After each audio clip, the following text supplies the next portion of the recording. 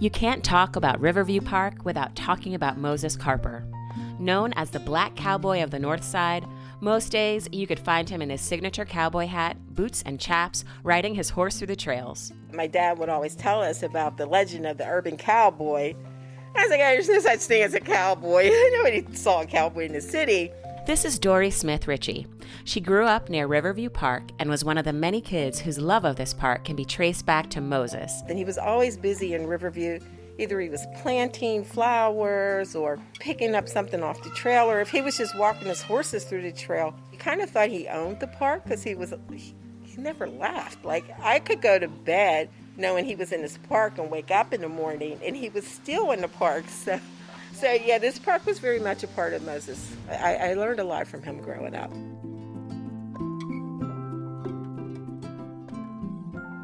This park always made me feel free. I spent a lot of time alone in the park, and then I got the idea that I should probably share my growing up in the park with other kids, so that's been a driver for me. Here is Moses from an interview the Pittsburgh Parks Conservancy recorded with him around 1993. For me, the park was the woods, not playgrounds, not swings, not buildings, but it was all these hills. And I come from a single-parent family, and sometimes my house was crazy, and if I just ran down to the hill and I was into the park, I had a peace. I mean, there was order here and there was permanency. These trees were always going to be here. This park was always going to be there. Moses passed away in 2012, but in many, many ways, his spirit is still felt in the park. A trail where he grazed the horses he used for nature programs was renamed in his honor. And the community festival he envisioned, Heritage Days, is still going strong. But that idea he talked about the permanency and order of the park, the comfort he felt knowing that the trees would always be there, the truth is much more complicated. The trees, the ecology of this park, are not okay.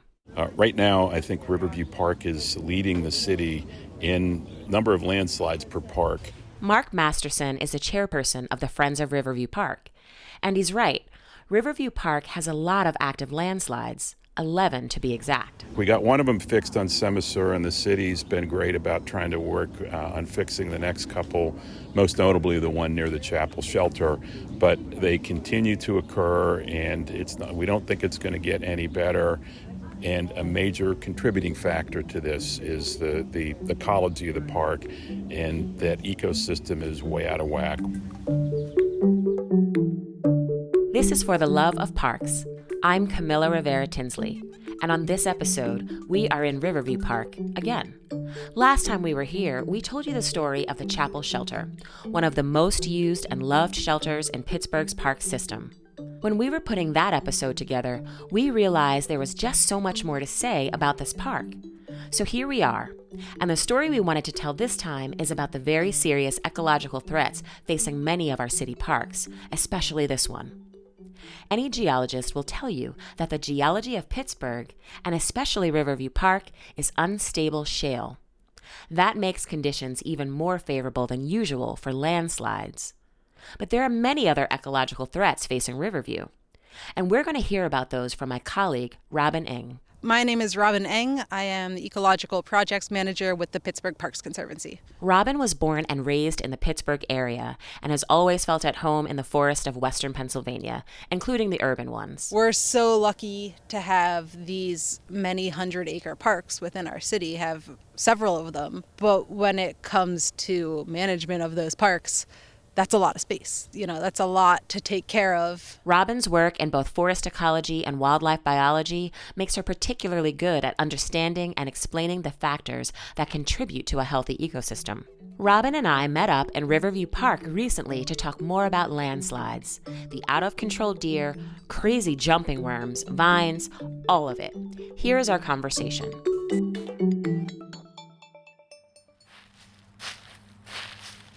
Well, right now we're walking down to a section of road that's been closed off because it's essentially just collapsing down the hill. Riverview Park is extremely hilly, more so than probably a lot of Pittsburgh. And so we have a lot of landslide issues here. All you have to do is drive Riverview Drive and you'll see it where the concrete's sort of collapsing down away So we were just going to take a look at that and kind of see what it looks like. Wow. Describe what we're looking at here. Yeah, so you come up to just this one bend in the hill and you see a lot of fencing that is obviously keeping people from getting too close to the hillside edge of the road. And you can see as you come around, the guardrail just bends out away from the road and just disappears down the hill. And as you get there, and a few points along this road, you see where even the concrete, you can see cracks in semicircles where it's bowing out as the ground beneath it is starting to shift and fall down the hill. Got it. So let's talk about the big picture. What is the ecological health of this park? Yes, so the ecological state of our forests in Pittsburgh, and Riverview is a great example of that, is unfortunately kind of bleak. We have a few major stressors that make it really hard for our forests to regenerate and have all the different diversity and different components that make for a healthy forest ecosystem. One of the biggest ones is the very high population of deer we have in Pittsburgh. The deer, while we love seeing them, are voracious browsers. They're herbivores, so we unfortunately don't get a lot of recruitment of small trees, of shrubs, or even a lot of the wildflowers that would normally be in the understory of our forests. They get munched on by the deer before they're really able to establish. And so over time, we end up with forests that are just the big trees, and we don't have anything growing on the ground. We don't have anything growing in the understory. We maybe have a couple things in the midstory, and we have a couple older canopy trees. And then as we see, as our trees get older and come down, there's nothing to replace them. So we end up with these big canopy gaps, nothing that's already growing and ready to take advantage of that light, and that's actually how we get really bad invasive species infestations. And unfortunately, the deer tend to not like the invasive species, and that's why they're so successful as invasive species. So that's one of the biggest issues that we face within our city parks. So deer are kind of public enemy number one. What about number two? Yes, so the deer, number one, and also one of the most known stressors, something that's known a little bit less, that I believe is a really big deal and we're still learning a lot about, is actually a species of invasive earthworm. People call them crazy jumping worms, Alabama jumpers, Asian jumping worms. They have a lot of different names, but they are in most of our large city parks. A lot of times we think earthworms are great for the soil. They mix nutrients. They, eat the organic material on top and burrow down. These worms don't do that. After they eat the material, they just stay on the top surface, where when they poop, those castings are very coarse, very dry, and they actually just wash away.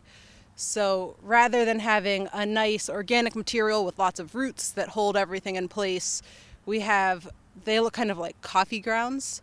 Even with respect to landslides, that's actually a really big problem, because usually if you think you have a nice mesh of all the roots, the tree roots, the shrub roots, the plant roots, that in a perfect world, right, holds a lot of the material, holds a lot of the soil in place. Between the deer from the top and the earthworms from the bottom, we're losing a lot of those species. And so we really just have these great big canopies trying to hold up the whole hillside. And, as we're seeing, they're not always able to do it. Right.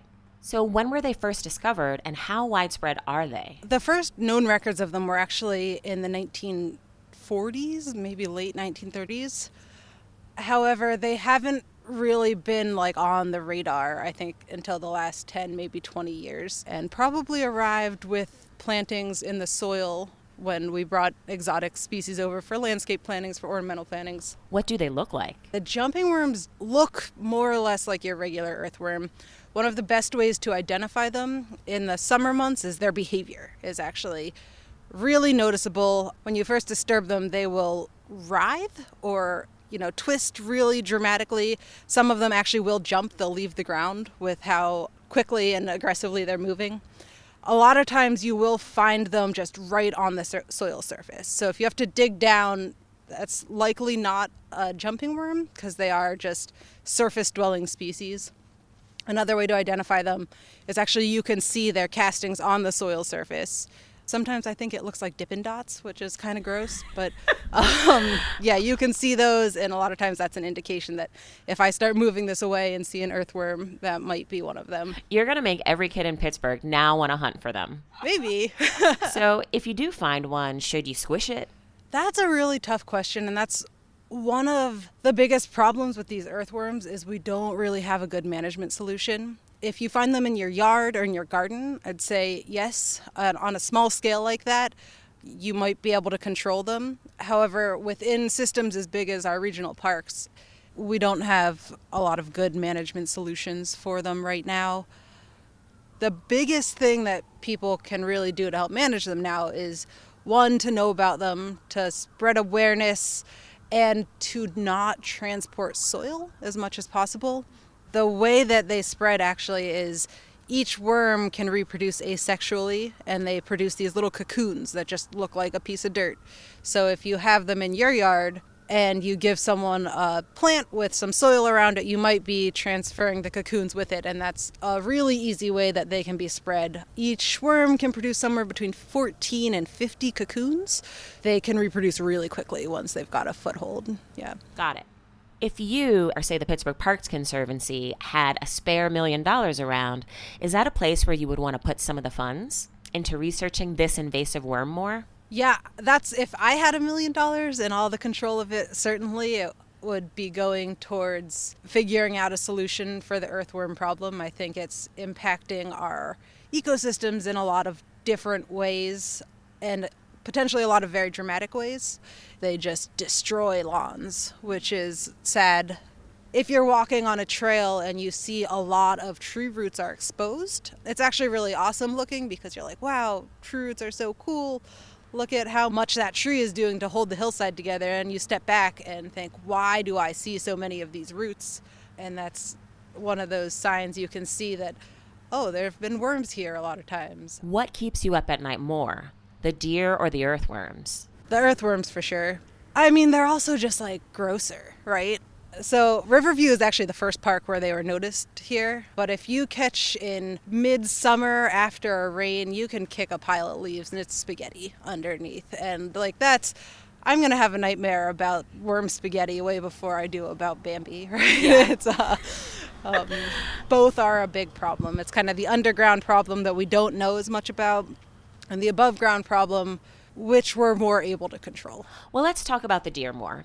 What are some of the ways to control deer populations? Yeah. What we do in the parks, we have a couple strategies. Typically, anytime we plant something, we think about deer protection. It's kind of number one. We do like to choose a lot of species in areas that aren't protected for gardens or for landscapes that are more deer resistant. Some species deer just don't like if they're really fragrant or have some chemicals that make them just taste bad. We definitely plant more of those as we can. If you see trees that are recently planted in the parks, you'll often see that they have either a tube or like a plastic mesh cage around the trunk. And that's really important because that actually protects from buck rub in the fall. Bucks, when they have velvet on their antlers, will rub them on trees to get that velvet off, and it can really damage the tree, take all the bark off, which essentially just suffocates the tree. And then throughout the season, to mark territory, they'll continue to do that. So it isn't really hard to find sometimes a smaller tree or a shrub in the woods or in a landscape, and you see all the bark is scoured off on one side, and that's a really good sign of buck rub. We do lose a lot of trees to bucks that way, which is a shame. Even after they're not getting eaten, they can still be killed by deers that way. We also, in the Conservancy, as far as restoration, we've started building larger deer exclosures, which are just big fences to keep the deer out. Right. People may have seen the big one at Frick Park along the hiking trails there. Yeah, that's our biggest one to date. And the thought behind those is that we can do more of a holistic restoration. We're not only trying to grow trees in the parks, we're trying to restore a whole forest ecosystem. And that means everything from the ground cover, the little herbaceous plants, up through the shrubs, which are so important for birds to like stop over to feed in, and then of course all the way up to the big canopy trees that cast shade and do all the wonderful things we know trees to do. So we do use those big exclosures so that we can try to restore everything, create good seed banks so that we have good, healthy native trees adapted to our climate that can, in theory, seed and spread to other parts of the parks. A big thing that also does is it really helps to improve our soils, because all of those plants are communicating through chemicals underground. And I think having those different species there really helps to facilitate then like the fungal and the bacterial symbioses and partnerships that are going on underground, which is actually just immensely important to the forest. And I think it gets overlooked a lot because we're on top of it. Right. Early in my career in a nature center that I worked in, we used to do deer management by having yearly culls. I know that now in the Philadelphia park system, they've started doing yearly deer culls as well to try to control the deer population. So one day a year, sharpshooters are brought in, hundreds of deer are killed, and then that meat is donated to food banks. I'm curious what your take is on this idea of deer culls in Pittsburgh parks. This is a tricky question because, I'll say, I think it's hard. I don't necessarily want to speak on behalf of the Conservancy because I don't know. There's a lot of thought that goes into it. You know, there's a lot of stakeholders involved, and culls specifically are very unpalatable, right?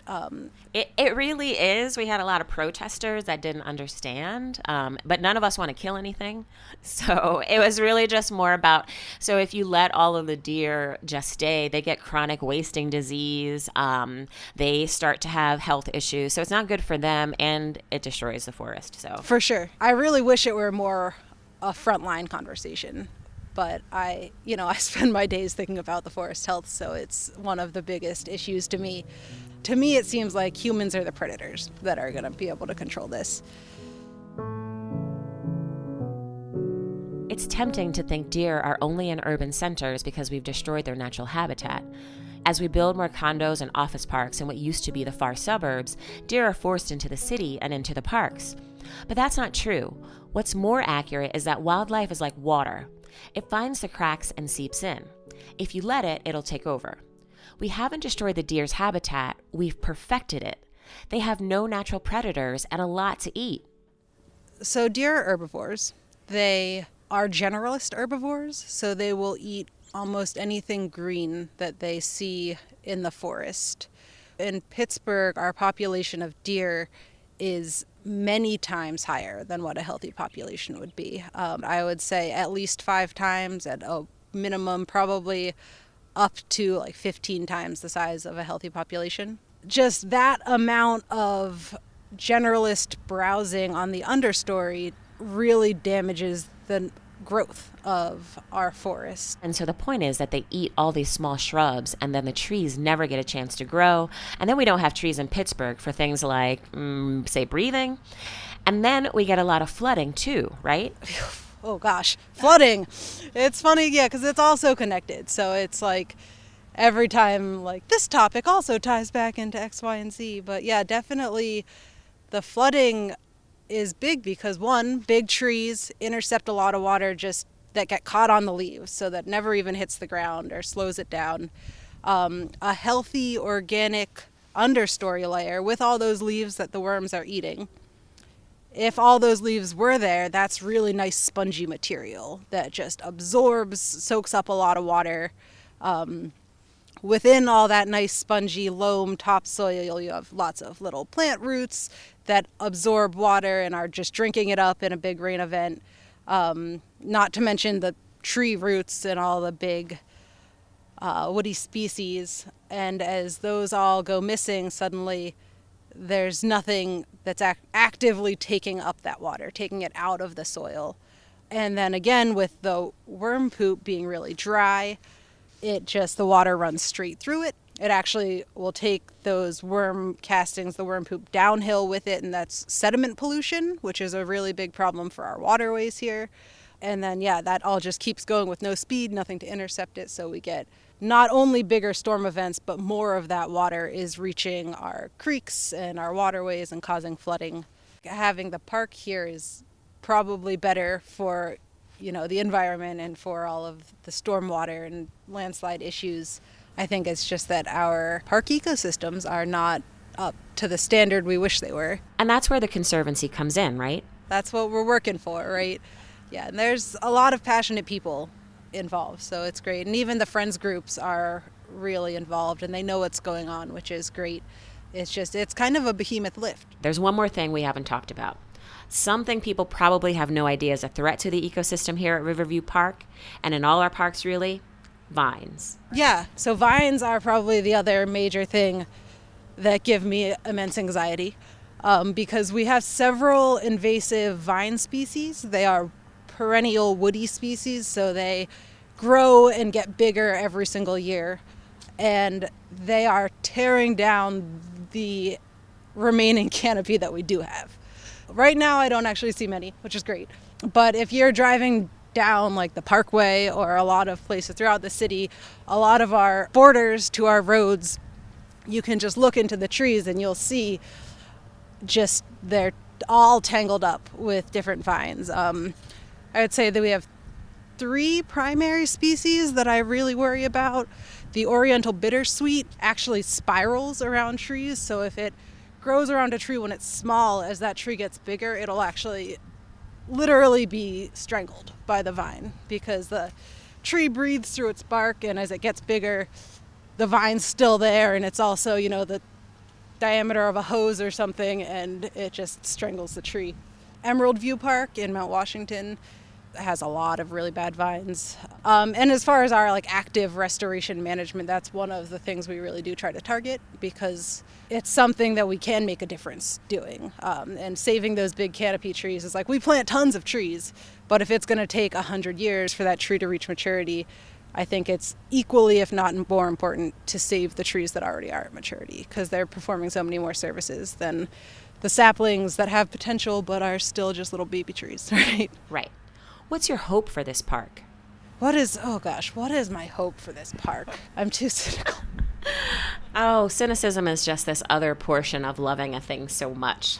Yeah, that's definitely true.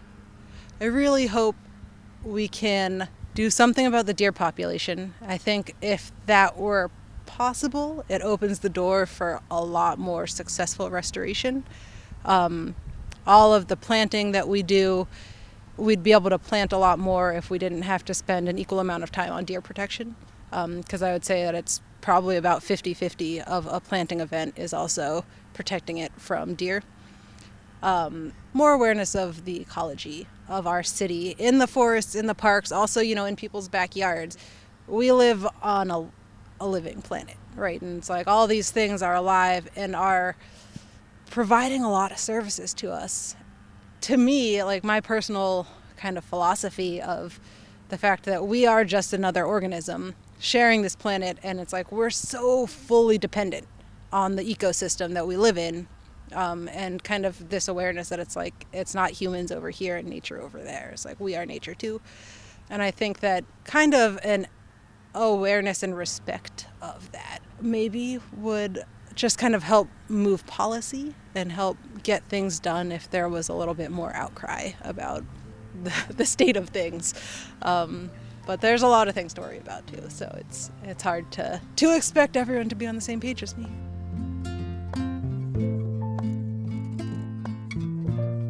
We hope you'll keep listening to these stories about Pittsburgh's parks and learning more about the work the Conservancy's partnership with the city does to keep them thriving. To support our work, please visit our website, pittsburghparks.org/podcast. This episode was produced by Andy Cubis and edited by Liz Reed. I'm Camilla Rivera Tinsley, and I hope to see you in the parks.